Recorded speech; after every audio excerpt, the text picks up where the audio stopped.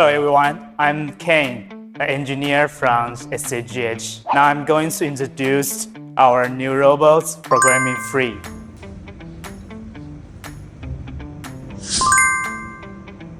Firstly, we need to go to the folder here. Click this Start Teaching. This button is for Start to Teaching, and this button to collect the movement. We click this first and this, and can start to teaching.